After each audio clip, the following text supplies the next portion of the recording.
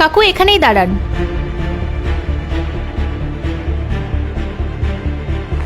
ভাড়া কত হয়েছে কাকু? 20 টাকা মা। এই নিন।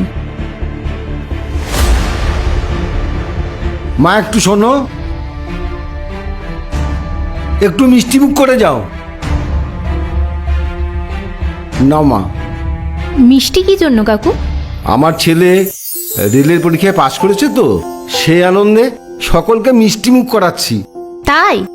কোন গ্রেডে পাশ করলো? এ গ্রেডে। এ গ্রেডে? হ্যাঁ মা। তাহলে তো মিষ্টিমুখ করানোই উচিত। সবই ভগবানের অশেষ কৃপা মা, তাই আজ আমার পরিশ্রম সফল হয়েছে। আজ আমার মনটা খুব খুশি মা। অনেক কষ্ট করে ওকে আমি লেখাপড়া শিখিয়েছি। আমি দিন রাত খুব কষ্ট করতাম যাতে ওর পড়াশোনা করতে কোনো অসুবিধা না হয়। আজ আমার কষ্ট সফল হয়েছে মা। হ্যাঁ মা, এবার ওর জয়েনিংটা হয়ে গেলেই আমি আমার সমস্ত দায়িত্ব ওর ওপরে দিয়ে খুব নিশ্চিন্ত হয়ে যাব। আর এমনিতে আমার রিটায়ারমেন্টের সময় হয়ে গেছে। ঠিক আছে কাকু, আমি তাহলে আসছি। হ্যাঁ এসো মা।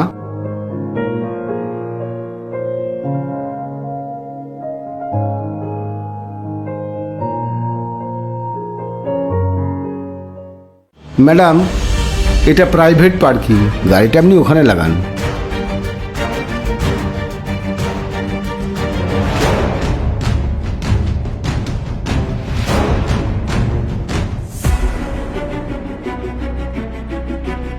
কাকু, আপনি কিছুদিন আগেও টোটো চালাতেন না?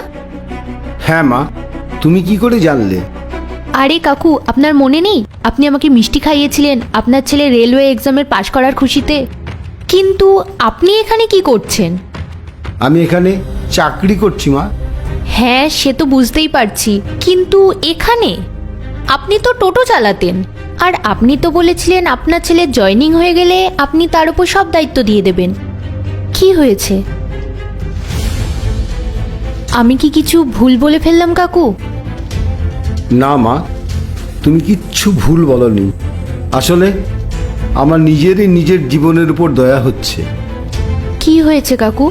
জীবন যখন দুঃখ দেয় না মা, তখন ভালো কিছু বলার থাকে না। এমন করে কেন বলছেন কাকু? যে ছেলের উপর দায়িত্ব দেব ভেবেছিলাম, সেই ছেলে আজ দায়িত্ব নিতে অস্বীকার করলো। তাই তো আমি কাজ করছি মা। বাবা, আমার তোমাকে একটা কথা বলা হয়নি। কি কথা বাবা? হ্যাঁ, আসলে আমি ভেবেছিলাম যে চাকরি পাওয়ার পরেই তোমাকে বলবো। নেহা খুব ভালো মেয়ে, আমরা একে অপরকে স্কুল টাইম থেকে চিনি, আর আমরা দুজনকে খুব পছন্দও করি। আমি চাই যে তুমি ওর সাথে একবার দেখা করে কথা বলো। ঠিক আছে বাবা, আমি দেখা করব। চাকরি পাওয়ার পরেই 2 মাসের মধ্যে বিয়ে করে ফেললো। তারপরে আমাকে বলল যে, বাবা, তুমি তো জানোই যে এখনকার সময় সংসারের খরচ কত বেশি, আর এরপর থেকে তো নেহার ভাইও আমাদের সাথে এসে থাকবে। আমি 4 জনের খরচ কি করে চালাবো? তাই আমি বলছিলাম যে তুমি কোনো কাজ করো না, তোমার তো এখন বয়সও সেরকম কিছু হয়নি।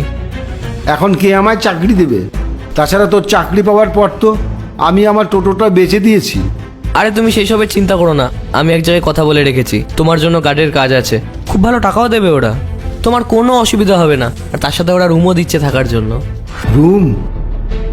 হ্যাঁ, রুম। তোমার রুমে তো নেহার ভাই থাকবে, তাহলে তুমি কোথায় থাকবে? তবে তুমি চিন্তা করো না বাবা, আমি মাঝে মাঝেই গিয়ে তোমার সাথে দেখা করে আসবো। ঠিক আছে বাবা? ঠিক আছে বাবা। আমি আমার সারা জীবনের উপার্জন ওর উপরে ঢেলে দিয়েছিলাম, আর আজ আমি ওর বোঝা হয়ে গেলাম। জানো মা, তবে এতে ওর কোনো ভুল নেই। আমারই বড় বড় স্বপ্ন দেখা উচিত হয়নি, এটা আমার বোঝা উচিত ছিল। বাবা মায়ের কাছে সন্তানরা দায়িত্ব হয়, কিন্তু সন্তানের কাছে বুড়ো বাবা মা বোঝা। বুড়ো বাবা মারা যে সন্তানের বোঝা, সেটা কেন ওরা আগে বলে দেয় না? সন্তানের কাছে তাদের কোনো আশা ভরসা নেই। আরে গাড়িটা কার? আরে কাকা, ওখানে দাঁড়িয়ে গল্প করলে হবে? গাড়িটা সরাবে তো, বার করবো তো গাড়িটা। আচ্ছা, সরিয়ে দিচ্ছি বাবা। তবে একটা কথা মনে রেখো মা, তুমি যেন তোমার বাবা মার সঙ্গে এই রকম করো না কোনো দিন।